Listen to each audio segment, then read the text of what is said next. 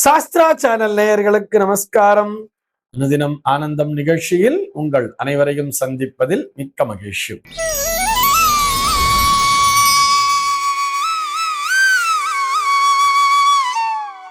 இன்று 18/4/2026 இந்த நாள் குறித்து பஞ்சாங்கம் என்ன சொல்றதுன்னு பார்க்கலாம் வாங்கோ. இன்றைய தினம் பராபவ வருடம் சித்திரை மாதம் 5ஆம் தேதி சனிக்கிழமை. திதி பார்த்தோம்னா வளர்பிறை பிரதமை திதி மதியம் 2:11 வரைக்கும் இருக்கு.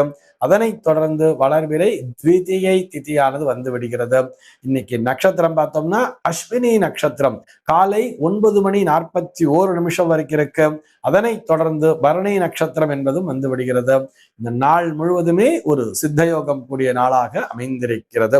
இது போக பஞ்சாங்கத்திலே வரக்கூடிய யோகம் அப்படின்னு சொல்லி பார்த்தோம்னா இன்றைக்கு பிரீத்தி அப்படிங்கிற ஒரு நாம யோகத்தை கொடுத்திருக்கா. கரணம் பார்த்தோம்னா பவம் அப்படிங்கிற ஒரு கரணத்தை கொடுத்திருக்கா. இந்த நாளானது ஒரு சமநோக்கு நாளாக அமைந்திருக்கிறது. இன்னைக்கு என்ன ஸ்பெஷல் அப்படின்னு சொல்லி பார்த்தோம்னா இன்றைய தினம் பஞ்சாங்கத்திலே வைசாக்க சுத்த பிரதமை அப்படிங்கிறத கொடுத்திருப்பார். இது என்ன வைசாக்க சுத்த பிரதமை அப்படின்னு சொல்லி பார்த்தோம்னா சாந்திரமான மாதங்களிலே வரக்கூடிய அந்த வைசாக மாதத்தினுடைய முதல் நாளாக இந்த நாளானது அமைந்திருக்கிறது என்பதுதான் அதற்கான பொருள். இது போக பஞ்சாங்கத்தில இஷ்டி அப்படிங்கிற வார்த்தையை கொடுத்திருப்பா. ஒவ்வொரு பிரதமை திதி நாளன்றுமே நம்ம அந்த இஷ்டிங்கிற வார்த்தையை பார்த்துட்டு வரும். யாகாதி கிரியைகளை செய்பவர்களுக்கு ஒரு உகந்த நாளாக அமைந்திருக்கிறது என்பதுதான் அதற்கான பொருள். இது போக இந்த நாளானது சிறு தொண்ட நாயனாரினுடைய குரு பூஜை நாளாகவும் அமைந்திருக்கிறது. பராசர மகரிஷியினுடைய ஜெயந்தி நாளாக அமைந்திருக்கிறது. இது போக இன்றைய தினம் பஞ்சாங்கத்திலே சந்திர தரிசனம் அப்படிங்கிறத கொடுத்திருப்பா.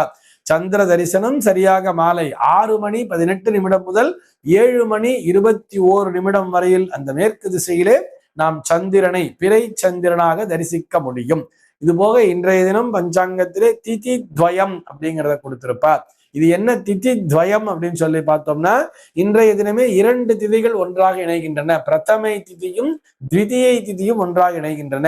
அதாவது சித்திரை மாதத்திலே வளர்பிறை பிரதமை திதி மற்றும் திதியை திதி ஆகிய 2 திதிகளில் இறந்தவர்களுக்கு இன்றைய தினமே சார்த்தத்தினை செய்துவிட வேண்டியது. சார் மதியம் 2:11 தான் திதிங்கிறது வர்றது, அதனால அதுக்கு மேல போய் நாங்க பண்ண முடியுமான்னு சொல்லிட்டு விதண்டாவாதம் பேசக்கூடாது. சார்த்த காலம் என்பது அந்த காலத்தினை உத்தேசித்துத்தான் பஞ்சாங்கத்திலே கொடுத்திருக்கிறார்கள். வளர்பிறை பிரதமை திதியில் இறந்தவர்களுக்கும் சரி திதியை திதியில் இறந்தவர்களுக்கும் சரி 2 பேருக்குமே இன்றைய தினத்திலேயே சார்த்தத்தினை செய்ய வேண்டியது. சென்னையை பொறுத்தவரை இன்றைய தினத்தினுடைய சூரிய உதயம் என்பது காலை 5:58 சூரிய அஸ்தமனம் என்பது மாலை 6:18 சந்திர உதயம் என்பது காலை 6:24 சந்திர அஸ்தமனம் என்பது இரவு 7:21 சம்பவிக்கிறது. நல்ல நேரம் பார்த்தோம்னா காலை 7 மணி முதல் 8 மணி வரை நல்ல நேரம், மாலை 5 மணி முதல் 6 மணி வரை நல்ல நேரமே. சென்னையை பொறுத்தவரை இன்றைய தினத்தினுடைய ராகு காலம் என்பது காலை 9:03 முதல் பகல் 10:35 வரையிலும், யமகண்டம் என்பது மதியம் 1:40 முதல் 3:13 வரையிலும், குளிகை காலம் என்பது காலை 5:58 முதல் 7:30 வரையில் சம்பவிக்கிறது. தினாந்தம் பார்த்தோம்னா இன்றைய தினம் இரவு 1:35 கொடுத்திருக்கா.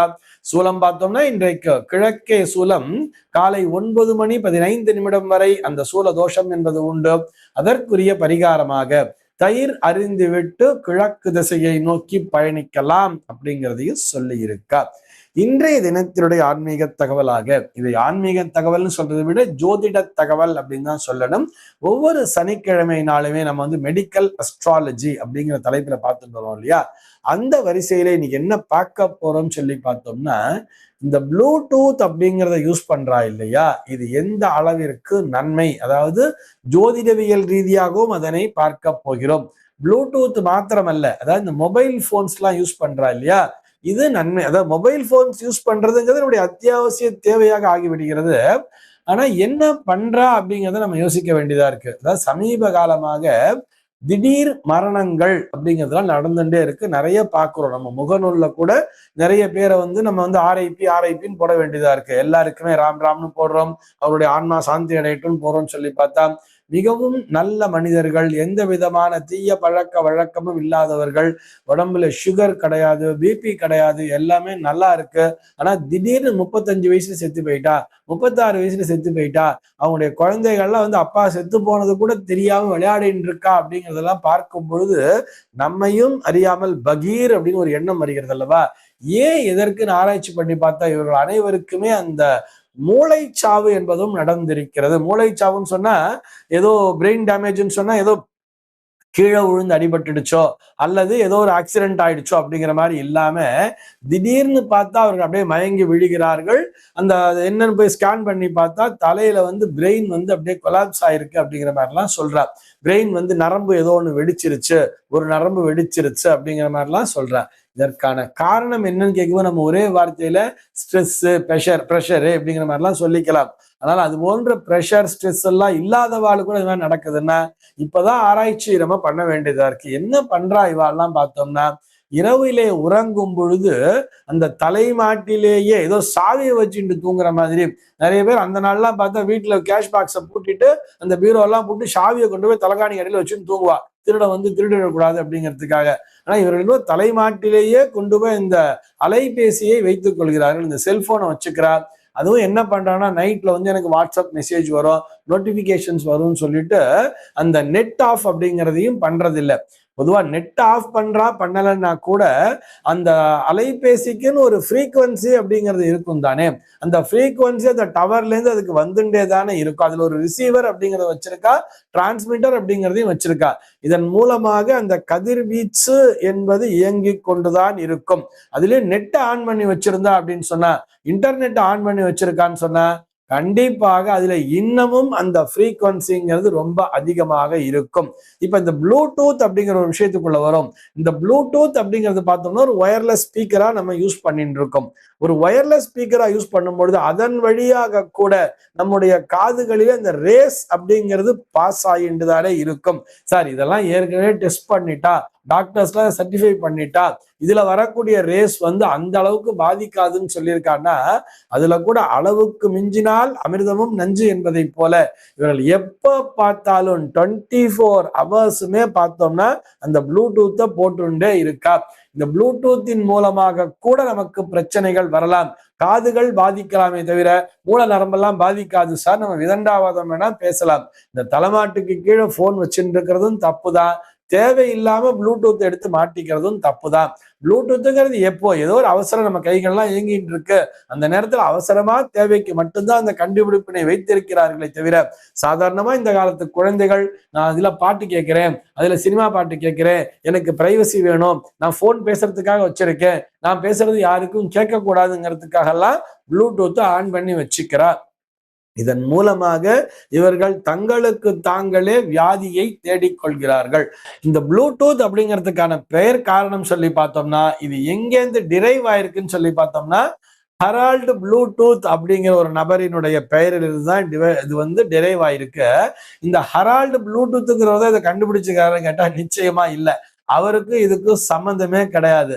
அவர் என்ன பண்ணார்னு சொல்லி பார்த்தோம்னா நிறைய நாடுகளை ஒன்றிணைத்தாராம். சண்டை போட்டு இருக்கிற நாடுகளை எல்லாம் ஒன்றிணைத்தார், நிறைய பிரதேசங்களை ஒன்றிணைத்தார். அவருடைய பணி என்னன்னு சொல்லி பார்த்தோம்னா எல்லா பகுதிகளையும் ஒருங்கே ஒன்றிணைத்தது. எதிரிகளாக இருந்த நாடுகளை கூட நட்புறவு கொள்ள செய்தது, உறவு கொள்ள செய்தது. இணைக்கின்ற பணியினைத்தான் அந்த ஹெரால்டு ப்ளூடூத் அப்படிங்கிற ஒரு பண்ணி இருக்கார். அதை வச்சுட்டே என்ன பண்ணான்னு சொன்னா இணைக்கின்ற பணி ப்ளூடூத்தினுடைய பணிங்கிறது அந்த வெஸ்டர்ன் கல்ச்சர்ல பதிஞ்சு போயிடுத்து. அதை வச்சுட்டு ஒரு மொபைல் போனையும் இந்த ஸ்பீக்கரையும் இது ஒயர் இல்லாமலேயே இணைக்குதுங்கிறதுனால அந்த இணைக்கின்ற பணியை செய்வதால் தான் இதுக்கு ப்ளூடூத்னு பேர் வச்சிருக்கா. சரி சார், இது வரலாற்று தகவல், அதுக்கு முன்னாடி சொன்னதெல்லாம் அறிவியல் ரீதியான தகவல். இதுக்கும் அஸ்ட்ராலஜிக்கும் என்ன சார் சம்பந்தம்னு கேட்டா இந்த ப்ளூடூத் அப்படிங்கிற அந்த வார்த்தையை பார்த்தாலே நமக்கு தெரிஞ்சிடும். அதோடைய பேரா கூட இருக்கலாம், அது எப்படி வேண்டுமானாலும் இருக்கட்டும். அந்த ப்ளூ அப்படின்னாலே நமக்கு சனி அப்படிங்கிற கிரகம் நினைவிற்கு வந்துவிட வேண்டும். அது போக டூத் அப்படின்னு சொன்னா இல்லையா, டூத்னா பல்லு, அந்த பற்களின் மீது தன்னுடைய ஆதிக்கத்தை செலுத்தக்கூடிய கிரகம் சனி அப்படின்னு சொல்லிட்டு நம்ம அடிக்கடி பார்த்துட்டே இருக்கோம். அதாவது ஒரு மிகச்சிறந்த டென்டிஸ்டா இருக்கணும்னு சொன்னா கூட அவர் ஒரு மகர ராசி இல்ல கும்ப ராசியிலே பிறந்திருக்க வேண்டும், அல்லது மகர லக்னம் கும்ப லக்னத்திலே பிறந்திருக்க வேண்டும், அல்லது லக்னத்திலேயே சனியினை கொண்டிருக்க வேண்டும். இப்படி சனியினுடைய தாக்கம் பெற்றவர் தான் ஒரு டென்டிஸ்டா இருக்க முடியும் அப்படிங்கிறதையும் நம்ம ஏற்கனவே பேசியிருப்போம் நிறைய தடவை.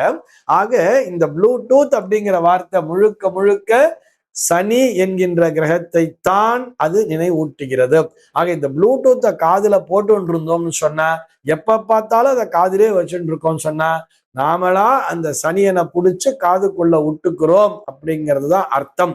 அதன் மூலமாக உடல்நல கேடு என்பது நிச்சயமாக வந்து சேரும், இதுல சந்தேகமே இல்லை. சார் போனு தலைமாட்டில் அப்படியே வச்சுட்டு தூங்குனா என்னன்னு சொன்னா, அதிலும் சரி, அதுல புதன் ராகு காம்பினேஷன் அப்படிங்கிறது தான் இணைவுங்கிறத சொல்லும். புதனை தான் நம்ம ஒரு கம்யூனிகேஷன் பிளானட்டாவே சொல்றோம். அதுல இந்த மாதிரி வயர்லெஸ் அப்படின்னு வரும் பொழுது அங்கே ராகு என்கின்ற கிரகத்தினுடைய தாக்கம் என்பது சேர்கிறது. ஒரு புதன் ராகுவினுடைய காம்பினேஷன் என்பது அது ஒரு என்ன சொல்லணும், ஒரு எக்ஸ்ப்ளோசிவுக்கு சமமா சொல்லி இருப்பா. அதனாலதான் பார்த்தோம்னா புதனுக்குரிய துளசியை கொண்டு போய் விநாயக பெருமானுக்கு அணிவிக்க கூடாதுன்னு சொல்லியிருப்பா. ஏன்னா விநாயக பெருமானுக்கு எதுக்கு என்ன போடுவான்னு சொன்னா அங்கே அருகம்புல் அப்படிங்கிறது தான் போடுவா. அந்த அருகம்புல் என்பது ராகுவினுடையது. இந்த அருகம்புல் இருக்கக்கூடிய இடத்திலே துளசியை கொண்டு போய் சேர்க்க கூடாதுங்கிறத இந்த சூக்ஷமா அங்க சொல்லியிருப்பா. இந்த புதன் ராகு காம்பினேஷன் என்பது அது மிகச்சிறந்த ஒரு எக்ஸ்ப்ளோசிவ், ஒரு வெடிபொருளுக்கு சமானம் என்பதால் தான் இந்த புதன் ராகுவினுடைய சேர்க்கையை உடைய இந்த மொபைல் போனை கொண்டு போய் தலைமாட்டில் வச்சுட்டு தூங்கக்கூடாது. அப்படி வச்சுட்டு தான் தூங்கணும்னு சொன்னா குறைந்தபட்சம் 2 அடி தூரம் என்பது, அந்த 2 அடி அப்படின்னு சொல்றோம் இல்லையா, ஒரு அடி ஸ்கேல் நமக்கு தெரியும், இன்னொரு அடினா இவ்வளவு தூரம் வரப்போறது. கை நீளத்துக்கு தள்ளி வச்சு, கை எட்டுற தூரத்துல கூட இருக்கலாம், ஆனா ரொம்ப தள்ளி வச்சிருக்கணும். தலைக்கு நேராக நிச்சயமாக மொபைல் போன்ஸை வைத்து தூங்கக்கூடாது. இது புதன் ராகுவினுடைய விளைவினையும் கொண்டு வந்து கொடுக்கும். இந்த போனை மட்டும் நான் தள்ளி வச்சுட்டு உடனே ப்ளூடூத்தை வச்சுக்கிறேன்னு சொன்னா இது சனியினுடைய ஆதிக்கம் பெற்ற இந்த ப்ளூடூத் என்பது. இதனால் என்ன ஆகும் சொன்னோம்னா, நாம் அந்த தர்மராஜனை நமக்கு அருகிலே அழைத்து கொண்டிருக்கிறோம் என்பதுதான் பொருள். இதை நாம எப்படி நான் டிஃபைன் பண்ணியிருக்கேன்னு சொன்னா, ப்ளூடூத் எனும் யமன் அப்படிங்கிற மாதிரியே நான் டிஃபைன் பண்ணியிருக்கேன். இந்த தகவலோடு இன்றைய தினம் உங்களிடமிருந்து நான் விடைபெற்றுக் கொள்கிறேன். மீண்டும் உங்கள் அனைவரையும் நாளைய தினம் ஒரு புதிய தகவலோடு சந்திக்கிறேன். அன்பர்கள் அனைவருக்கும் அனுதினமும் ஆனந்தமாய் அமைய பிரார்த்திக்கிறேன்.